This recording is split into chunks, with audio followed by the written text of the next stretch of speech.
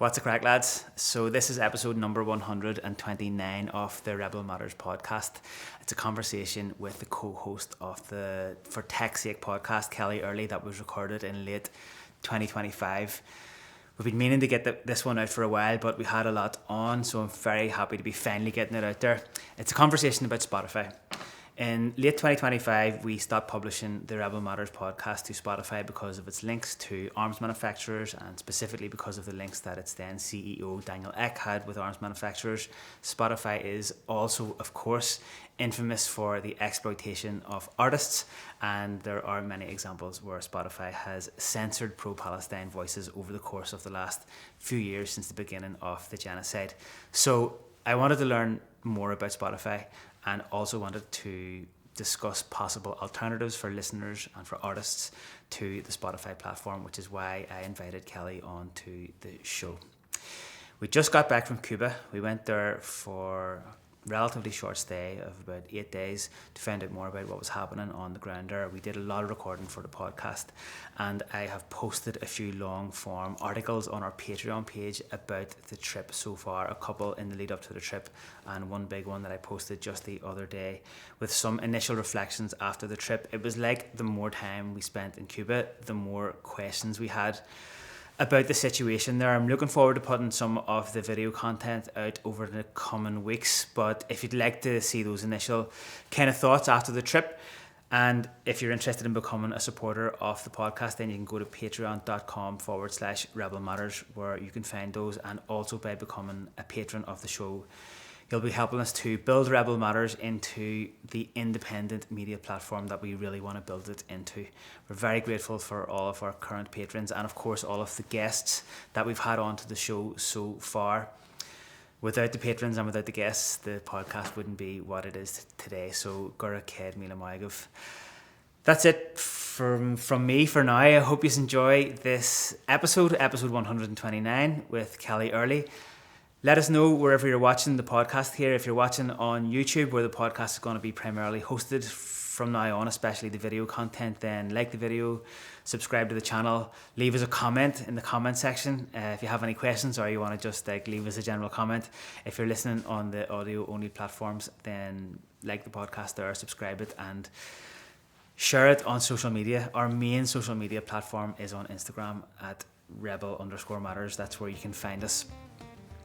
So with that, I hope you enjoy episode 129 of the Rebel Matters podcast.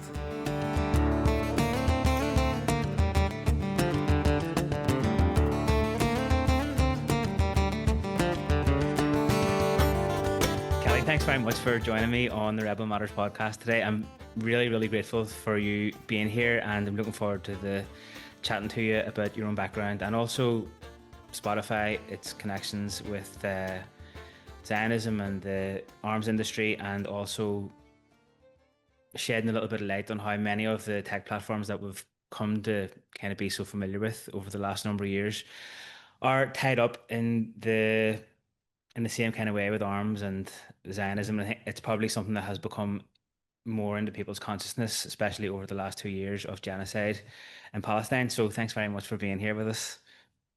Yeah, thank you for having me, Anna. I'm very excited to chat.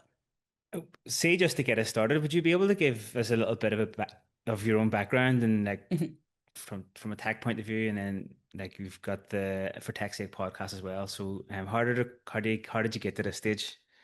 Yeah, so I started working as a journalist back in 2017. I would have worked at Journal Media in Dublin, which runs the journal.ie. They had an entertainment arm that I worked on at the time, years back, which has been wound down.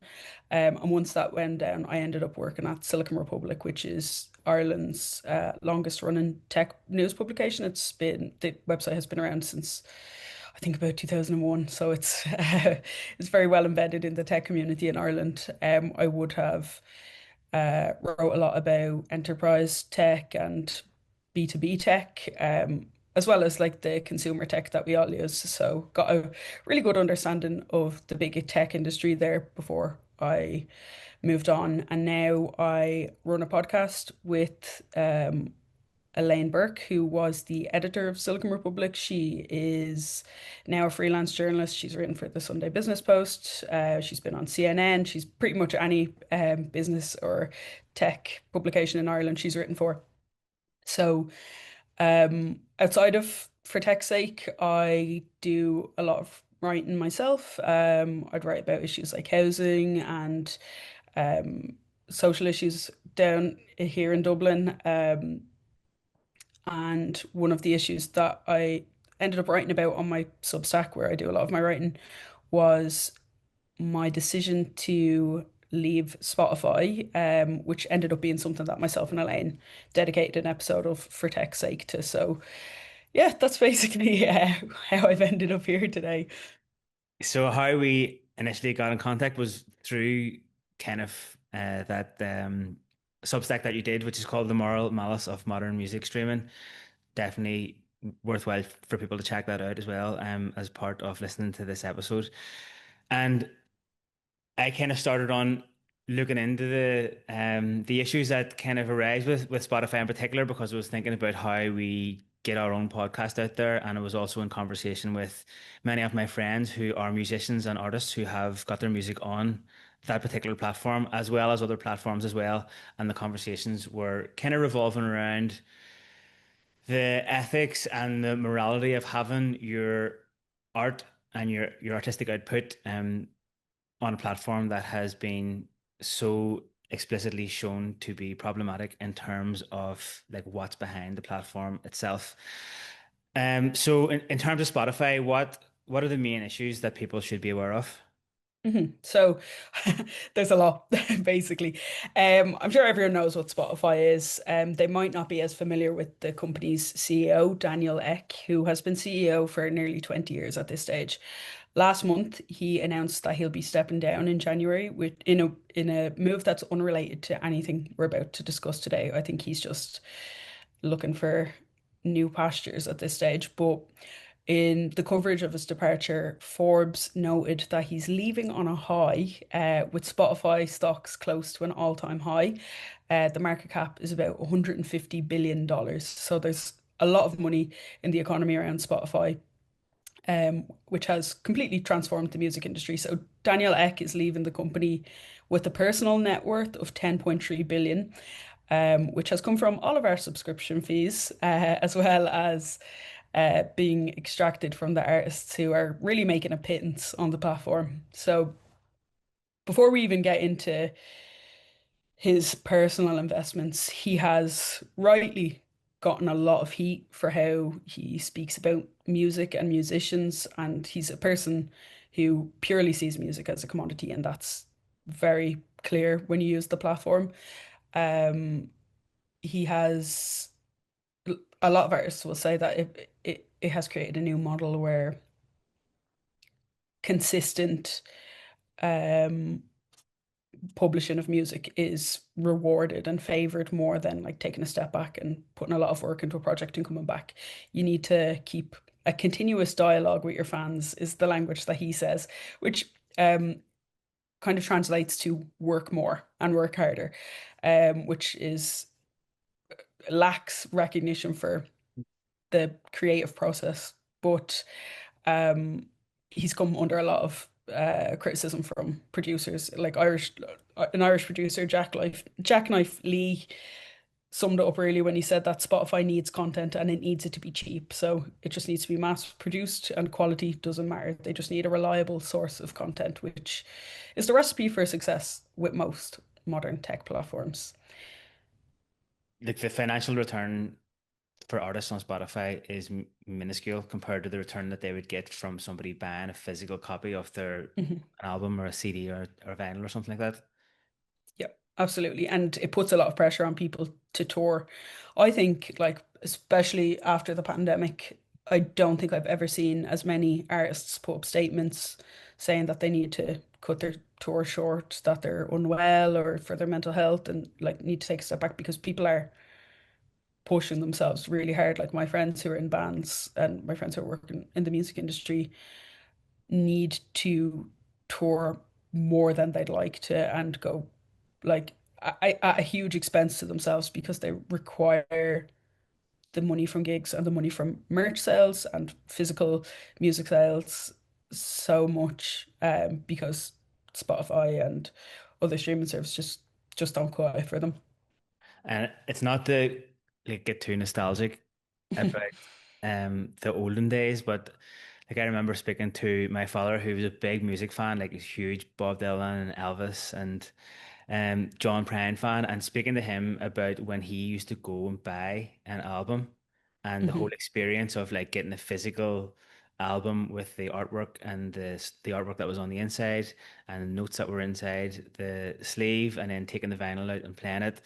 There's a whole kind of tactile experience that goes along with that model that exists before music became like nearly solely available through electronic means for the vast majority of people. And I think there's something else about the consumption of music when you do it in that way that you're nearly consuming an album in a similar way that you might sit down and like watch a movie. Like you listen to it from start to finish and you kind of go along the journey that the artist had intended to set up for you in terms of Hmm. the sequencing of the tracks and how that kind of made you feel as you made your way through the album. But like times have changed, I suppose.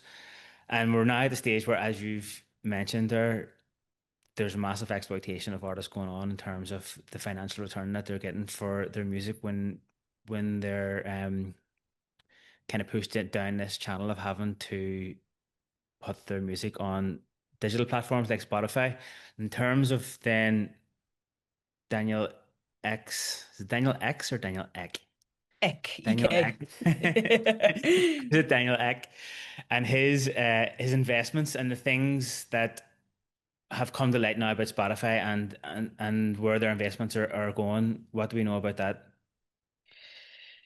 Yes, so I suppose like a lot of people were able to overlook the shady parts of music streaming because they saw it as a necessary evil, and like really we've no other way to consume music put in front of us. Disk drives have been taken from our laptops. People don't have CD players, so that whole tactile experience that you mentioned has been gotten rid of. And has been like we nearly consume music like we'd consume fast food, just with very little thought and just to get us from our house to work on the commute or whatever, without really like enjoying the process and everything else. And I think people, I certainly was kind of took that for granted, and I didn't reflect much on it until I started to notice the other areas of Spotify's business, or maybe where my subscription fee might be ending up through Daniel X investment firm. So he founded a investment firm a couple of years ago called Prima Materia, which this year, under X leadership, was the lead investment firm in a 600 million euro investment round into a company called Helsing, which uses AI to quotation mark protect democracy. And that language is just repeated so excessively throughout their website. They like some of the language they use, like their vision is to ethically protect common democratic values. And I mean, it doesn't take too much reflection to think about like where we've heard language like that before. Maybe colonizers bringing freedom to parts of the world and extending democracy to parts of the world, which often translates to interfering and like destroying governments and that sort of stuff. So like there's that was immediately a huge concern for me. And it's not the first time that Prima Materia has invested in Helsing. They invested 100 million euro back in 2021 as well. So this is one of um, the the areas that I think Spotify users and people who like if people aren't aware of this, they should definitely do a bit of research into this or do a bit of digging on this. Um, and like when you think of like what kind of democracies Helsing might be supporting through its technology, which I'll talk about the technology in a little bit. So, But see, just to summarize that, can I just get yeah, this clear in my head? So, Spotify is the music platform that we all subscribe to at one point or another. The CEO Hmm. is called Daniel Ek. Daniel Ek has founded a an investment company Yes. called Prima Materia. So an Yes. investment company is the purpose of the investment company basically to take the subscriptions and invest them somewhere else. Is that kind of what we're talking about? Um, I don't think it would all immediately come from Spotify. It might come from his own wealth. I would imagine. So a lot of that would be from Spotify directly. And I would say Mhm. generally how these things work is that other investors will pool a bit of money to get involved and Right. go to premium material and So they'll get a it's return off it as well. Spotify, Daniel Ek, he gets paid loads of money from Spotify. He invests in Yes. he starts this investment company called Prima Materia with his own money, and probably other people are chipped into that as well. And then they in turn invest in Hmm. Helsing, who in turn are going around bringing freedom to and democracy to some places that they deem that need it or something, which we're going to talk about in a little bit. Is that right? Yeah. It's basically in Yeah. a nutshell, kind of. Yes, that's right. That's it. Yeah. It's not like an accident that these things are so complicated and difficult to follow. So yeah, that I think that summarizes it. Okay. Now Prima Materia also invests in a couple of health tech companies and stuff like that, which I haven't really looked into myself. I don't know what they're doing. It was really Helsing that caught my attention. Um, but yeah, like Helsing would just be an example of one of the companies they invest in. So what do we know about Helsing then? So, Helsing, as I said, is ethically doing everything. That's all it says all over their website. They're ethically protecting common democratic values. They provide software, that could be AI or other types of software, as well as hardware to militaries. So the hardware that they make, or vehicles or drones or fighter jets that they make. It's actually quite horrifying, really. A lot of people are very well aware that drones are used in warfare now. It's something we've seen in Palestine. It's something we've seen in Ukraine and Russia as well. Basically, one, I suppose the most surprising thing I learned from research in Helsing was that they're making autonomous fighter jets, which is quite bleak. The fighter jet is called the Europa CA1, so it's literally named Europe, which in terms of the direction that Europe's going, is quite grim.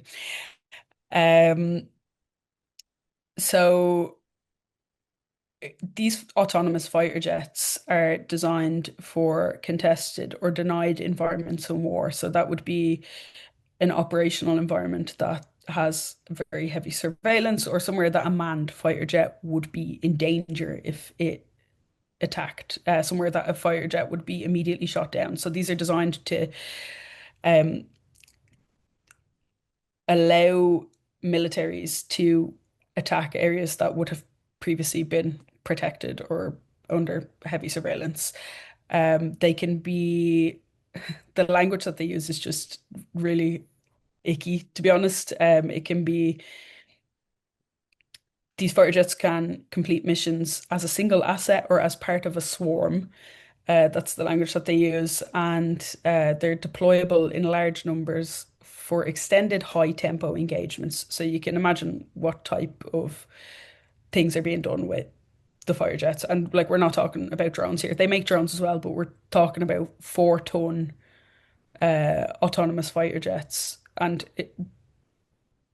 I mean, whether you are, I don't know, like, I just, I struggle to understand who benefits from this, like who benefits in society, or how the public benefit from the development of more efficient ways to just eviscerate human life. It's not something that I would ever put my own money towards. And if my tax was going towards it here, or like in Ireland, like I think if people thought their tax was going towards this in Ireland, there would be a lot of protest. People would be really angry. So that made me question, why am I voluntarily giving money over to Spotify? once a month. And like it seems like not that much money when you like it's I don't even know how much the subscription fee is at the minute, but like if you add that up over 12 months and over 10 years, like people have probably given over €1,000 to this company throughout their lifetime, which is not an insignificant sum of money. Definitely not. So is the Europa CA-1 autonomous fighter jet, is that something that's already in production or are they in the research phase of it? Um, they are currently in research phase of it, but they're planning to have them either 2027 or 2028. They should be actually active. That they have a couple of other projects that they're working on as well. They have underwater drones that can stay underwater for 90 days without resurfacing to kind of surveil underwater as well, which I mean, this company says that it doesn't it's very unclear where they supply their technology to. But when you think about like it's not good for anyone to have technology that can do these sort of things, particularly like when you think of flotillas going to Gaza or like how and as I said, Helsing like insist that they're not supplying this technology outside of Europe. They say that's specifically just for use against Russia and they're supplying Ukraine, and that's something that Daniel Ek is very like interested in. But uh, it how I'm trying to think how to phrase this. They like this innovation doesn't just stay within private companies. It's something that it creates a arms race for other people or other countries and regimes to have this technology. So I don't think it's good for anyone to have. Um, Another thing about Helsing is they've really embedded themselves within the tech community in Europe. There's a programming language called Rust. So if you think of like programming languages like JavaScript or whatever, just what people code with. And Rust is there's a conference every year called Euro Rust in Europe where Rust developers can meet and network, and maybe developers can find jobs in the industry where they can use their skills in Rust. Helsing was one of the main sponsors at Euro Rust this year, so it seems like there's a very insidious effort to normalize companies like this within the tech world and like pull talent from developer communities. So it's it's something that people won't know about. It's not this information isn't going to be put in front of people. And the exact words from Helsing, um, they when they put out a statement earlier this year, it was September, they put out a statement that said, currently we see misinformation spreading that Helsing's technology is deployed in war zones other than Ukraine. This is not correct. Our technology is deployed to European countries only for deterrence and for defense against the Russian aggression in Ukraine only.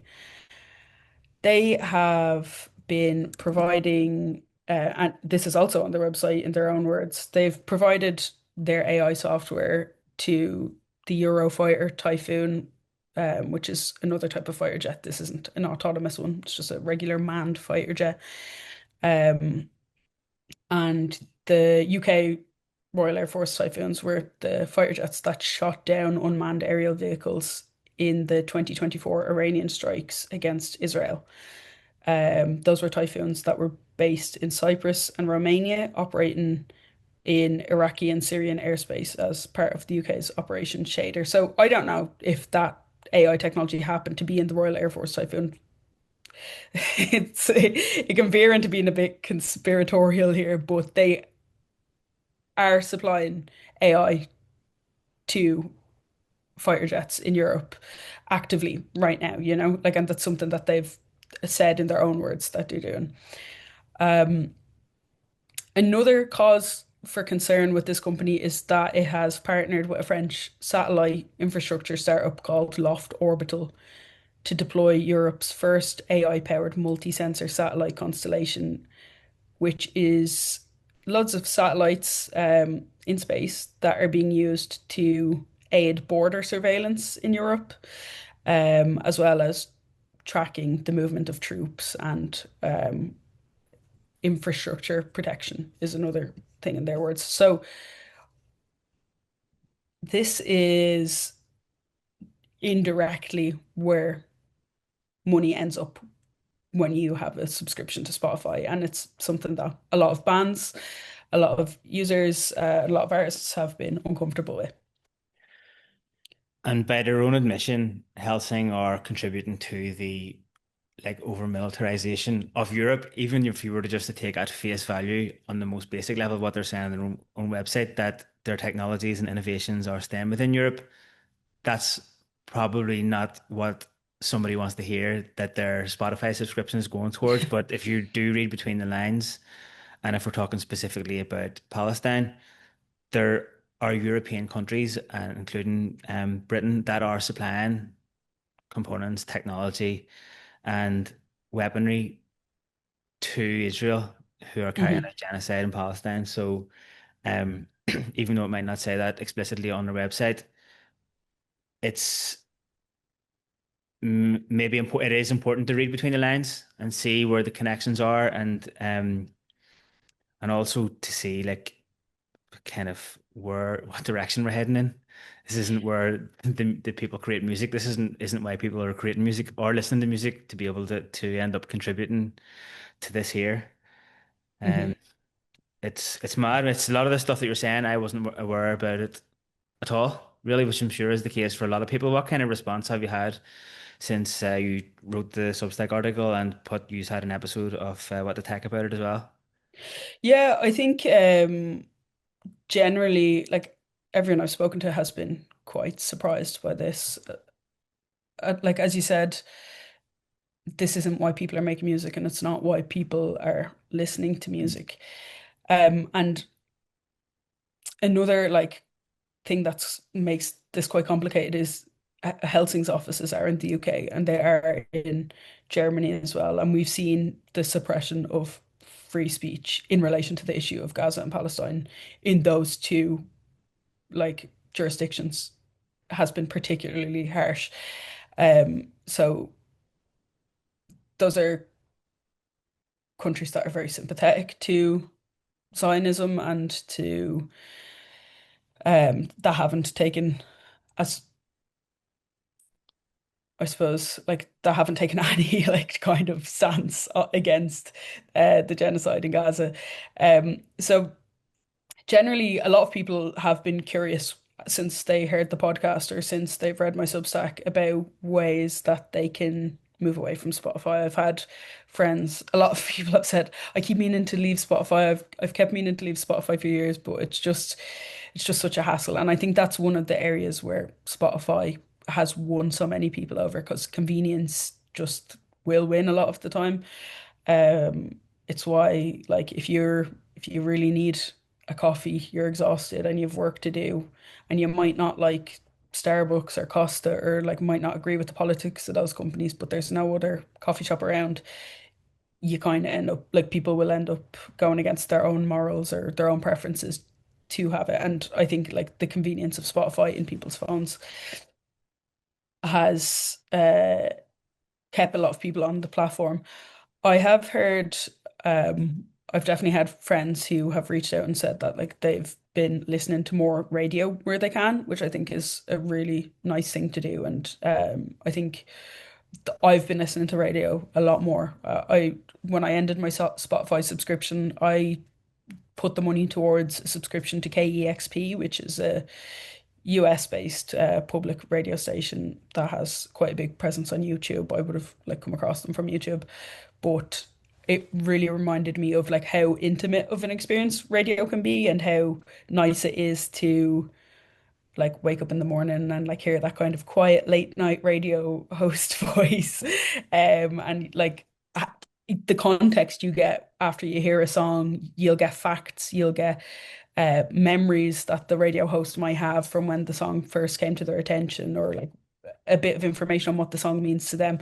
And I found that has like been so much nicer than listening to a streaming service. And I found um even from a discovery perspective, I think a lot of people think that you need a streaming service to discover new music, but that's like not the case. I know you mentioned your father earlier on. Like I remember even like when I was a teenager, it's not that long ago, like flicking through CDs and Tower Records and like looking out for covers that I hadn't seen or artwork that I hadn't seen or artists I hadn't heard of. Back in the name where like band names could be really make or break for people in terms of being discovered. But it's not something that like this isn't something that like I'm not the only person involved in this conversation. Like I have seen a lot of bands have pulled their music off of Spotify. Like within the music industry, there is a lot of frustration. There's artists like Deerhoof and King Gizzard, Massive Attack have all pulled their music from Spotify in protest of this. Um, Against a backdrop where, as you said, this is, even if this stays within Europe, it's still contributing to the militarization of Europe. It's still contributing to an environment where the Irish government is spending like huge. I think it was 100 million euro on army helicopters. We're a neutral country. Like what are like we have a housing crisis and we're constantly being told we can't afford to build houses and they can pull 100 million euro out of their arse for a helicopter. So it's quite frustrating. And earlier this year, Ursula von der Leyen presented the Rearm Europe package in Brussels, which was a proposal to mobilize 800 billion euro for defense expenditure in Europe. Um, so, I mean,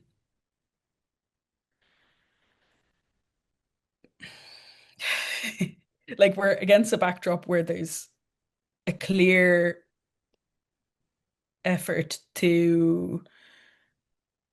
I, okay. I think the European Union at the moment is looking at militarization as a get rich quick scheme because when you invest in weapons and war, everything else becomes more valuable. Like the chips that we use in our computers are the chips that are needed for drones and autonomous fighter jets. The raw materials that we use for infrastructure and for building cities are more in demand because they are needed for weapons, the minerals and metals and everything. And like during war, stock prices climb, not just for the likes of Lockheed Martin or the weapons manufacturers, but it has a knock-on effect in the wider economy. But it's a very artificial resuscitation of the European economy in a way that has like knock-on effects that are horrible for everyone, basically. Um, and that should be something that people are concerned about as citizens of the EU, that we don't really have a say in that. But where you do have a say in it with things like Spotify, you should be making your voice heard and putting your money where your mouth is. And so like the commodification of artists and the exploitation of artists isn't something that Spotify invented. That's been something that's probably been ongoing since art was invented and since people started making music. Mhm, But at the same time, like a lot of the stuff that you've mentioned here, it can be found on the internet. Like if you want to go on to the mhm, website of Helsing and see what they're making and what they're saying on their website. So these are things that people can check out, and there is like a really clear paper trail, especially the way that you laid it out there in terms of Daniel Ek's involvement in Spotify, how much he made, how much he invested then there in the Prima Materia company, and so on. So the paper trail is there, but at the same time, it feels like as we're talking here that we have got to an age that's kind of breaking new ground in terms of the commodification of art and exploitation of artists. We're used to people making a buck out of artists, but now we're at the stage, it seems, where art has been commodified and artists have been exploited for the pursuit of profit.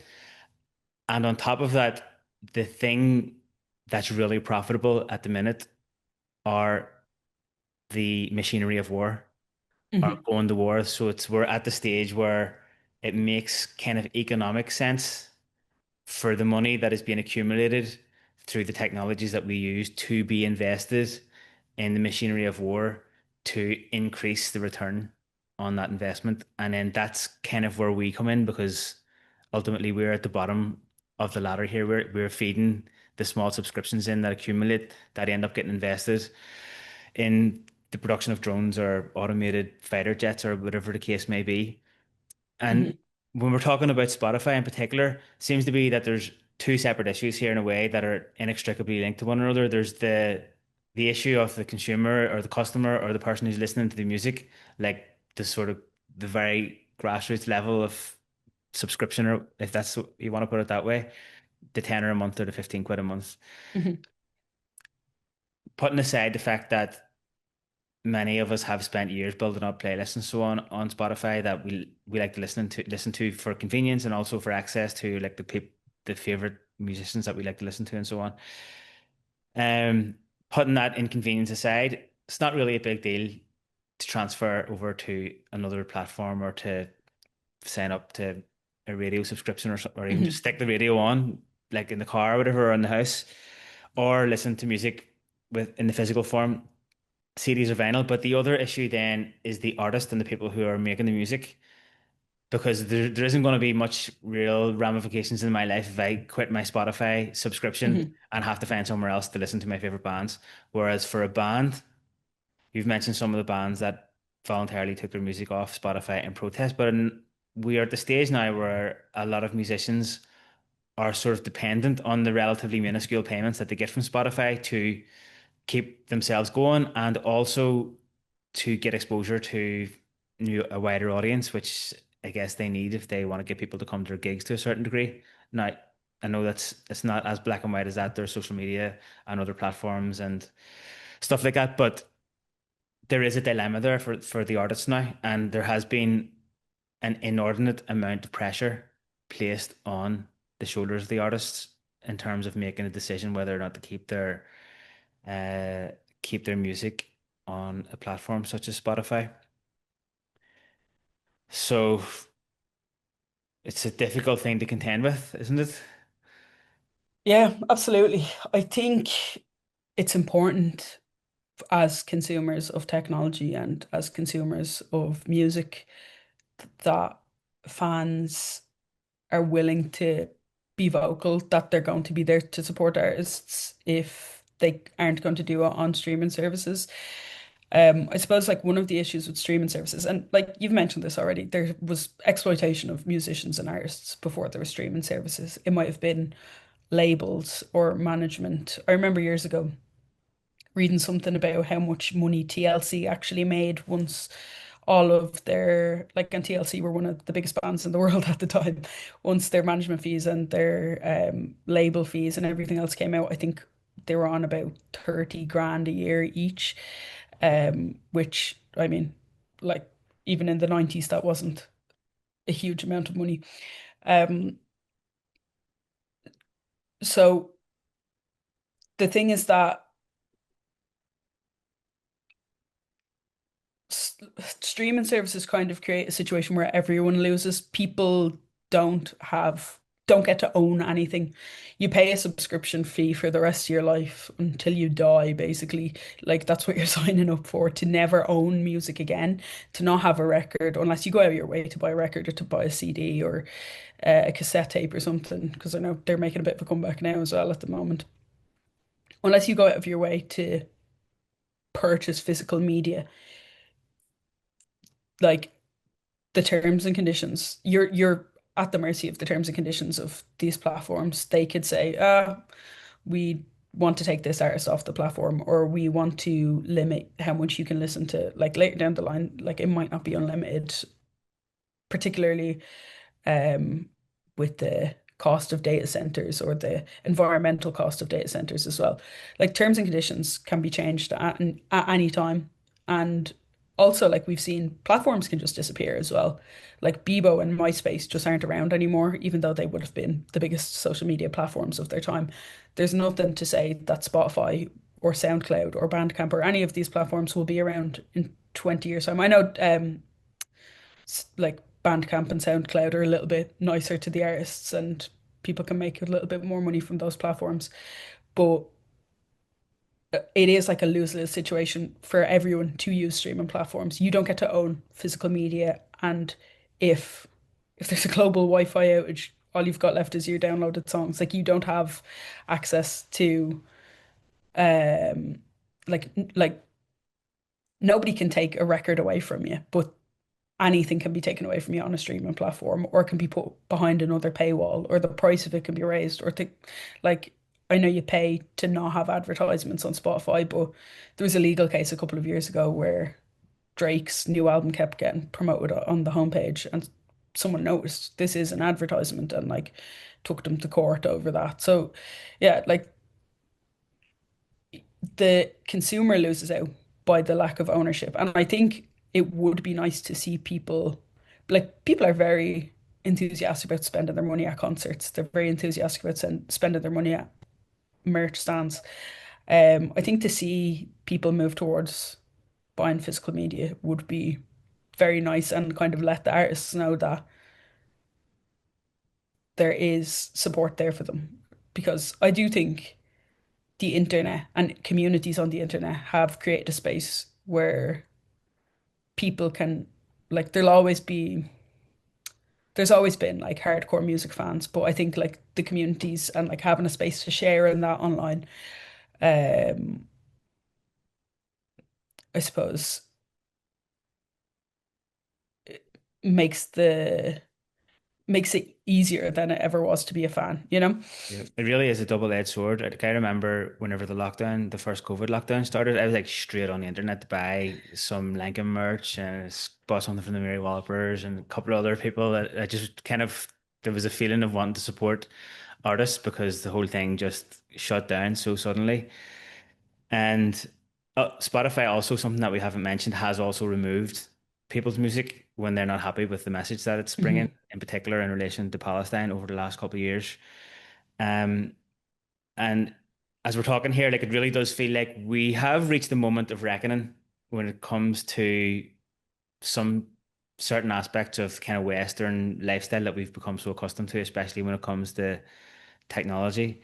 And to go back to that kind of conundrum about the artist and the consumer and how we're going to kind of build an alternative way, like for sure, it's going to help the artist more if the listeners are able to direct their support as directly as possible to the artists and to the musicians by going to gigs, buying albums, and you can even buy digital albums or albums in vinyl, CD, or sometimes cassette, as you mentioned earlier. And maybe that therein lies the answer because if more people were to do that, it would make it easier for artists to be able to take their music off Hmm. platforms like Spotify and problematic platforms like that. And I suppose it's just really important that people know where their money's going when they're signing up to these things and what impact it's having. Really, our the accumulated Spotify subscriptions is having a really detrimental effect on people that we're never going to experience or never going to meet them, Hmm. probably never going to come across in many cases. So it's kind of a case of like signing up to Spotify for a couple of quid a month, getting all the music, and then not being aware of what the kind of negative impact of that is accumulatively when you put Hmm. all of the subscriptions together. And of course, like, Spotify is not the only problematic platform that many of us are probably using in terms of where it's being invested, where the money's being invested ultimately. And Ireland in particular, because where is Ireland in terms of like tech? Like it just feels like we're punching above our weight in many respects Hmm. with the size of the country. Yeah, definitely. I think like in terms of geographical location, a lot of companies want to be in Ireland for the time zone. That you can have staff in Ireland who can work with teams in New York or teams in Asia. Like we have a very advantageous geographical positioning for the tech industry. Then when you look at like the government's tax incentives here as well, that is a big draw too. But another like there's loads of factors at play. Like we're up besides Malta, um, it would be one of the only like quote unquote like English speaking countries in the EU. Um, and we are more than willing to give tech companies the space for data centers, for like incentivizing them to bring their headquarters here so that they have somewhere in the EU that they're like following all of the EU regulations from whether it comes to like when it comes to like GDPR and like data protection and stuff like that. Like all of that stuff is done out of Ireland generally for most of the big tech companies. Um, so like we like as a country, like and particularly as I don't think we can claim to be a neutral company, or sorry, I nearly said no, neutral company, which Ireland is a company The in Freudian some slip. people's eyes. Yeah, yeah, but I don't think we can be a neutral country while facilitating that type of stuff. Looking at the occupied territories bill, and a lot of it is the delays have been holdups related to services. Like we need to take services out because it's not workable. That's what Micheál Martin says. Um, those services look like there's a lot of services that would fall under that umbrella, but some of it would certainly be tech services, maybe cloud services, data center services. And it's very hard for the public to know what exactly that entails. Um, there's a hold on one sec, get this back up. Um, so the Israeli government has a cloud computing contract between Google and Amazon, and there's a couple of other companies that find themselves involved in it as well. Um, called Project Nimbus, which has it provides the technological infrastructure for surveillance, for AI, for a lot of technologies that, again, the general public wouldn't be super comfortable with, I don't think. And naturally, like Google and Amazon and Microsoft and some of the other companies that are involved in that are their European headquarters would be in Ireland, or they would have a lot. But again, it's very hard for people to see, to know the extent of how of Ireland's position and role in those type of projects. Yeah, I Um, guess what makes it more important to have conversations like this and to be able to be just pointed in the right direction to kind of try and get the right information because the type of stuff that we're talking about, it's not stuff that's going to be on Google's website or wherever. They're not going to be openly telling us all the time where all the yeah. investments are going, kind of what kind of technology they're invested in and where that technology is being used and who it's being used uh, against and for hmm as And well. I think Helsing is just one example. Outside of Prima Materia, the Spotify investment company, there's a bunch of different investors that are also investors in the technologies we use every single day, either voluntarily by choice or involuntarily when we have to use them in the workplace. Um, some of the investors in Helsing include General Catalyst, which has invested in Airbnb, Deliveroo, HubSpot, Stripe, Canva, Saab, the automaker, which is also an aerospace and defense company, which I don't think a lot of people know. Um, Axel, which was an investor in Facebook, Bumble, Deliveroo again, DocuSign, Spotify, 1Password, and Slack. Like 1Password, I mean, that's a lot of trust that the public give to a company like 1Password, which is a password manager. Um, like I wouldn't use 1Password now, knowing that they're also involved in military tech and potentially like military information surveillance as well. Um, obviously these are like different companies that have received investment, and like you can't necessarily say like they have any involvement within one another, but like they're under the same investors and there is a relationship there. Another was also Lightspeed, which had its first international office outside of the US in Tel Aviv.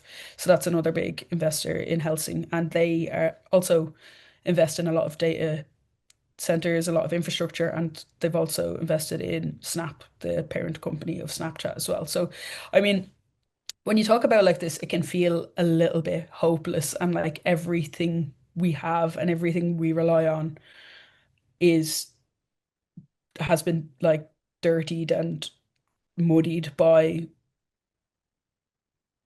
Helsing, for instance. But I think like there is a like if you take one thing away from this conversation, it's that like there's the clearest link between any company and Helsing is Spotify.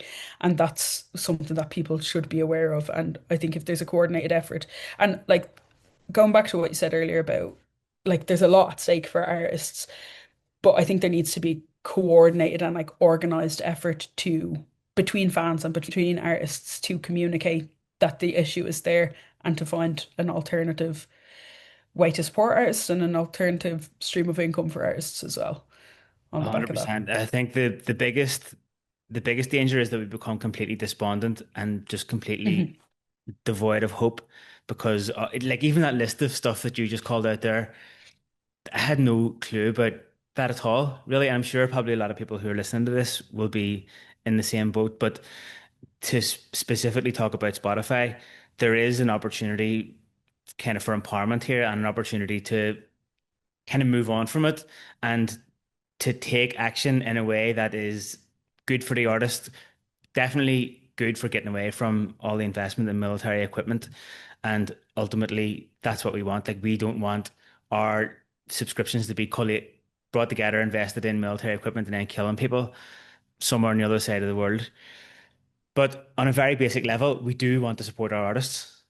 Like, I think the Hmm. easy thing here would have been for us to say, right, well, don't use Spotify, but just go off to this other tech company that might still be exploiting artists in terms of like giving them like hardly any